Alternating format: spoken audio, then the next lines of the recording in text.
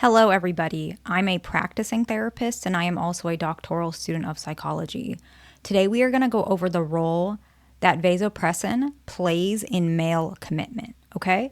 And it's very important to recognize that the influence between vasopressin and commitment is bidirectional. So, this means that they both influence each other. So, another way to put it is that doing this alone will not create commitment. Sometimes what happens is commitment creates an increase or stability of this particular hormone. And so it's very important to recognize this is not a way to gain commitment necessarily, but it can play a role. Now, there's another aspect that I want to put in this video that I think is very important.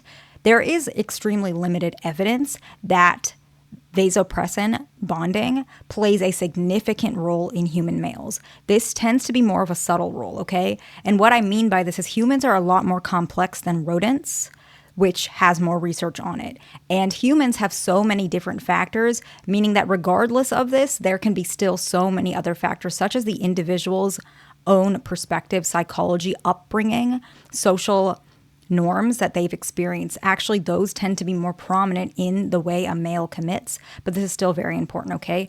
So we're still going to talk about vasopressin, but it's very important to recognize that, okay? And so what is the role of vasopressin in these relationships? Well, the first one is the role in bonding with a romantic partner. Vasopressin is often released during intimate acts. This can be bedroom intimacy, it can be cuddling, it can be kissing, hugging. And so this release actually is associated with male guarding and protection, which tends to be a commitment towards a partner. And this is why this is more common in rodents or some other mammals that are less complex, because human males male guarding or mate guarding is not necessarily as prominent in our society and how we've developed, but it is something that's important. And so an example is that higher vasopressin levels are often associated with greater emotional investment in a long-term partner, which is why I mentioned it's bidirectional, okay? The next one is there is some evidence that there is connection between vasopressin and paternal behavior, okay? Vasopressin actually can promote, it appears to promote more protective and attentive fathering in human males, okay? And so we can see or observe, and some subtle observations may show that new fathers actually have higher vasopressin levels when they are more likely to spend time with the infant, be more emotionally responsive towards the child, and in general, if they in of itself have more stronger paternal instincts, which can be different factors, but we do see there's a correlation. Now, vasopressin does have a role with emotional regulation and even jealousy to some extent. Vasopressin may be involved in kind of the social construct, and we can see this defensiveness and jealousy, protectiveness in the relationship, which is why I mentioned this is not as common in human males, but it still does play a role, and we all can see that observation. Just similarly, human males tend to be a little bit more protective of their relationships in general, and there is some evidence also that it actually helps men kind of remember who their partners are, which is why obviously human males do not have this significant. This is more common with rodents, but it is something to understand. And we also know in general that there is some possibility, we can kind of assume that this actually can create a possibility of investment and loyalty in relationships, especially while forming those emotional bonds, okay? And so that's what we're going to talk about next. We're going to talk about how to kind of at least understand these behaviors so that more understanding of male commitment is portrayed in relationships and in our society to benefit both parties, okay? And understanding that this is not the only factor of commitment. Social learning and personal values actually tend to be more prominent, but vasopressin is still a part of it, okay?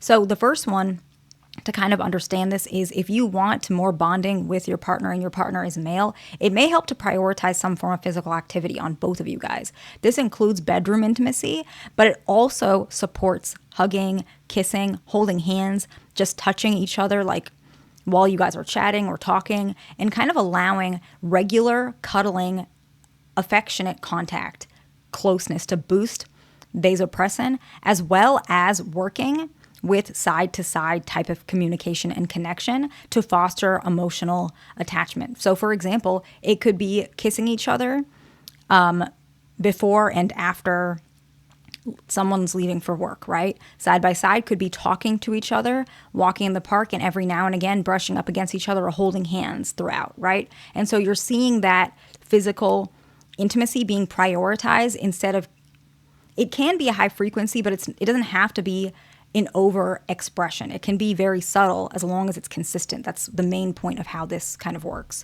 with commitment and connection for most people, actually, but more particular with men.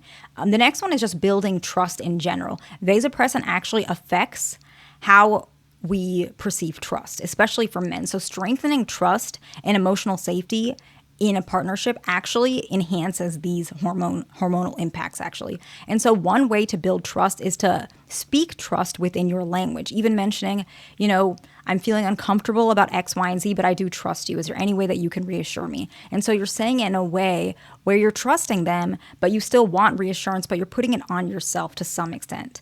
Another example could be, I'm really worried about this move coming up. Let's say you guys are moving in together. I'm really nervous about how this is going to go. What's your perspective? And so you're building trust by allowing yourself to show I'm anxious, but by hearing your perspective, I'm starting to feel a little bit better. So you're allowing them to be penetrating your own perspective, and males as well. Both of you guys will connect by introducing each other into the other person's thought process, okay? The next one, and I think it's the most important, and this is in general, even depending on your attachment style, but still, any ritual very much benefits, and that is establishing rituals of bonding, okay? Consistent rituals, okay? This could be daily hugs. I tell a lot of my patients, who are not living together, text good morning every morning, one of them. And if it's more of an attachment issue, I typically say let the avoidant be the one to do it, as long as they commit to that. And so there's that trust that's allowing them to lean in to the romantic relationship, and then the other person can feel more reassured if they're more anxious, right? And so that's why I put it like that. But either direction, daily hugs or shared meals, I really like shared meals, having a date night maybe once a month, seeing each other once, twice a week, or whatever your attachment style is, depending, because some people want to see each other less, some people want to see each other more. So that's based on your relationship.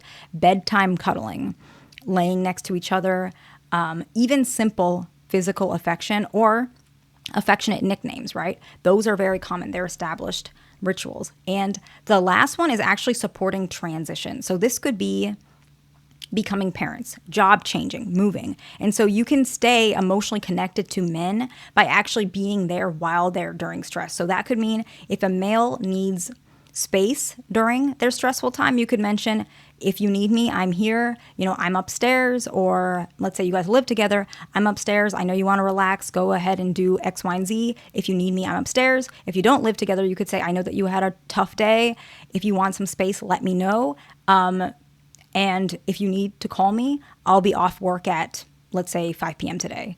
Something like that. So you're creating some sort of support while still allowing them to be themselves. That's very important. Another example, speaking of being parents, you could do things together that creates a more connection, maybe going to a parenting class together, maybe taking turns reading, a chapter in a parenting book and then sharing that together. Whatever you need to do. Another type of supporting transitions, like I had mentioned, moving. Let's say one partner is moving to a new apartment. Help them literally physically move. Help them move boxes, whatever it is, clean their old house to set it up for getting it sold with the realtor, whatever it is. And so you're creating that transition and supporting them during stress, which creates strong bonding. And so this is just a brief overview about how this particular connection, vasopressin, this hormone, kind of affects male commitment, okay? I hope this video is helpful to somebody. Please like, subscribe, and I'll see you in the next one.